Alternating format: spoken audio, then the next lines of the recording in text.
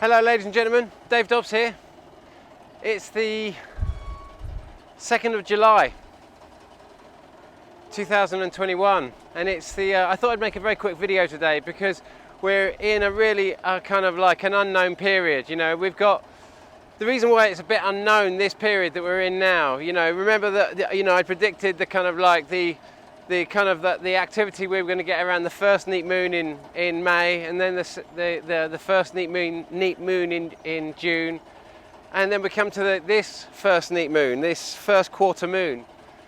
And the reason it's so interesting is that all the movements now, all the seismic activity now that we're going to see is going to be very equivalent to, or very similar to, what we saw in 1944 to about 1947. Where we saw a lot of activity in the July, a lot of big kind of like earthquake activity in the July-August, sorry, not in the July-August time, but then we experienced it more in the, like the Vesuvius, I think it was, went off in 1944, but it went off in, early in the year. I can't remember when it was February, March. Exactly, I can't remember the exact day, but it was February, March. And so it was that earlier time. And I'm not going to put the overlays with this video because I'm going away with my girlfriend this weekend to a friend's little gathering.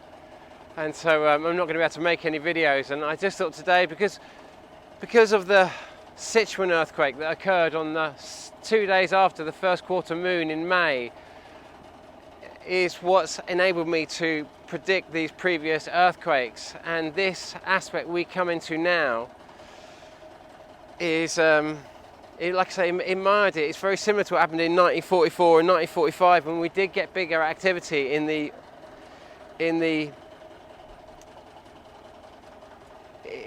July-August time, in that period. We had some of the biggest earthquakes, lots of 7s, lots of 8s during the whole period of the Second World War, because this is when Carlos Ferrada's big prediction on the 20th of January 1939 that Planet X would be in passage, passing closest to the perigee of Earth.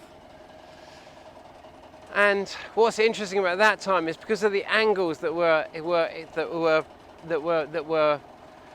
present at that point, at that transit, when the whole, what we could call it, Pluto, which is why I call it Pluto, because this 84 years after Neptune's discovery, we have obviously Pluto, and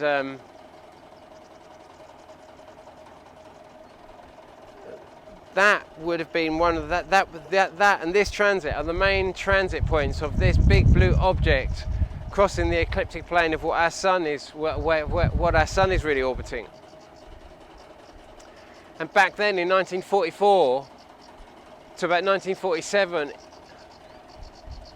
the inclination point would have much more affected, it would be much bigger in the February March position. It's a bit like what happened with the flybys that caused 2010 and 2011 earthquakes. The big 8.8 on the 27th of February 2010, and then the Fukushima earthquake on the 11th of March 2011. Remember, I often go back to that 13-day difference in astronomical positioning. Because, okay, it's 1 year and 13 days different, but astronomically, that's just a 13-day difference in astronomical positions, and you get two of the biggest standalone earthquakes, that haven't been, they don't compare to very many, really. The 2004 earthquake, obviously, which is very likened to which is the same body that caused the 2004 earthquake, is the body that caused the Sichuan earthquake. That's why I was able to predict this, because when I build these models, they become apparent. I can see them because we've been building them slowly out. And then when we build them, we think, God, did anything happen in May 2008? And then, oh my God. And then you start seeing the bigger movements of these things. So I don't know what that is falling down in there. Something's shaking away. Probably things falling off my drying rack.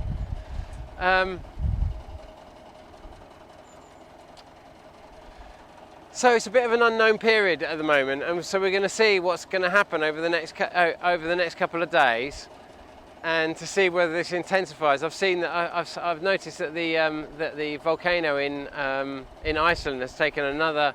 It's releasing 20 cubic meters of magma a second now, which is a massive amount. It has been, you know, that's massively up from what it's been, and now they've just seen the first big kind of like gas plume, smoke plume come up from it, big one.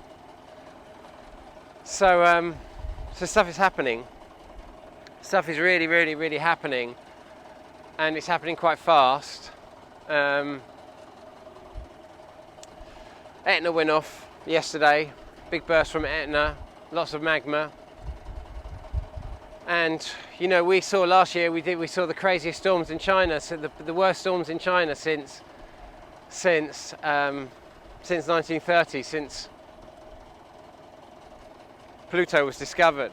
That was July last year, and we're following a very similar pattern, except that the big object, the big blue object that I'm of a mind that we're going to experience in August, September, most likely later August now, but possibly early September. This object we didn't experience, I'm of a mind, in 2000 during the war passage. That we're so much closer to the system right now, in fact, that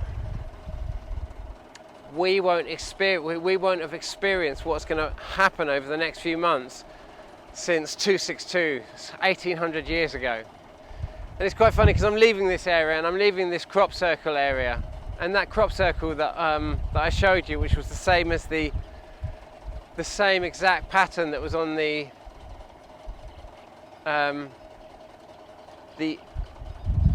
alien skull that was cradling. You remember you'd had this discovery in Mexico around about October last year. Well, that's when I heard about it. They'd been building a railroad that was very disputed in Mexico, going through indigenous land, and they'd come to a tunnel network or some sort of cave or tunnel network, and they'd found these sculptures. And there were many sculptures. There was like an Aztec Mayan, what looked like calendar, and there was various statues, but two of the interesting statues, and you'll see the thumbnail in my previous videos of around about that time, October last year. And you had a baby Inca god being held by a mature looking grey alien, and then a grey alien, a baby grey alien being held by a mature Inca god, which I found was very interesting. And I showed my girlfriend Rach the image on the side of the mature grey alien. He had a symbol on the side of his skull, and I showed my girlfriend Rach the image, and it was the same as the crop circle that had appeared in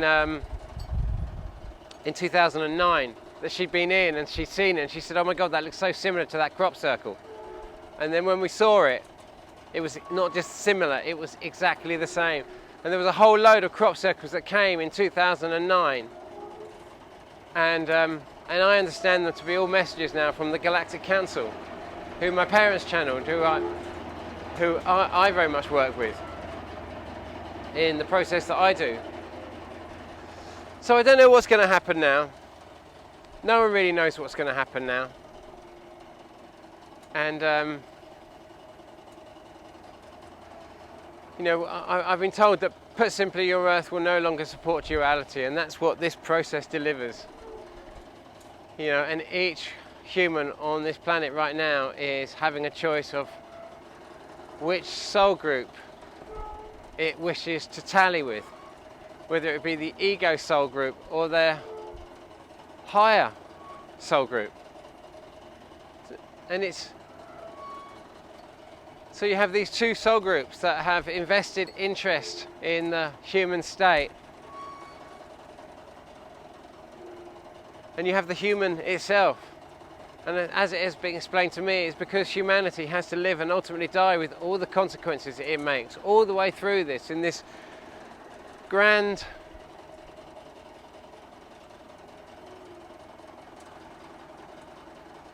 cycle of cause and effect, this karmic realm in which we live, in which we are bound. And it is this that we are now,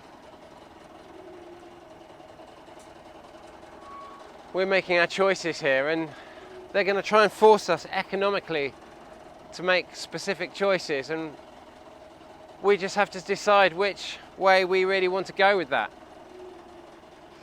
Anyway, so that's it really. I'm putting the boat in now to, I just wanted to come down the river a little bit and kind of just really say that we're just going to watch now for the next couple of days and see what happens, you know, over the next couple of days. See if the bitcoins and all those currencies suddenly do a big crash right now, which I'm kind of expecting, if I'm honest. And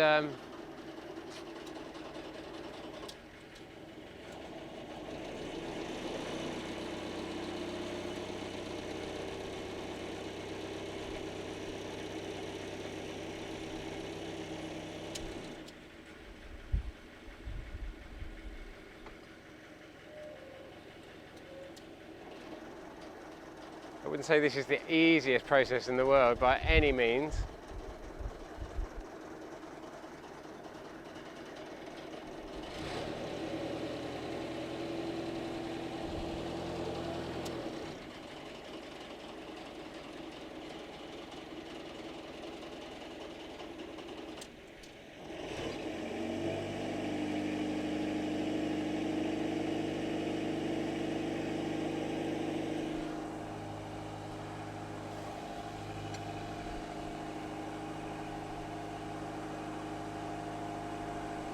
It's always a bit of a process to get the boat into the bank,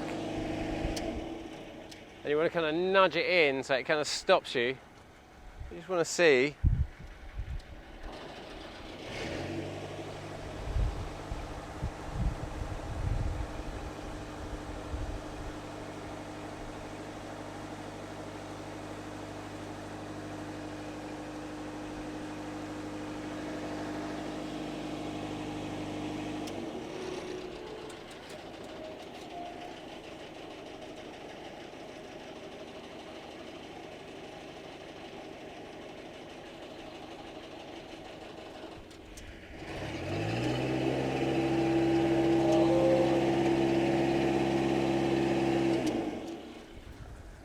I'm not too sure if I made that look easy or hard, but I'm in a lovely little place up here. So I think I'm going to leave it there. It's just a very quick video, just to say hi really, and just say we're just going to watch this space and see what happens now. And really big golden rings of light, you know, just put big golden rings of light around yourself if you're worried or scared about the things, and just ask for great protection. Ask for guidance through this time. Just keep it all coming in. Keep yourself open and receptive. And you know, we're getting close now to a much bigger. This whole thing's going to move up to a kind of like more intense kind of storms and more intense earthquakes, more intense volcanoes, and some big volcanoes are going to start now. Some very, very big ones. So we're prepping for all of that, and we're just going to navigate around it. This is normal for this Earth, really. You know, we can try and make it as if it's the end of the world, but this is actually the normal cycles of this Earth, and if it wasn't for all these volcanoes, there would be no life on this planet. So we know that there are big cycles when they increase, and we've got to move around. No one died when Kilauea went off, as far as I understand. It was a totally easy process, and natural kind of like habitats have thrived and flourished because of the massive releases of carbon dioxide. The coral is doing exceptionally well. So we've got to remember all of that. So look, sending all the love. I've got a little boat coming by here, so I'm going to put that up there and just show that while this boat comes by, and just hold my guide rope for one shake so he doesn't pull me down.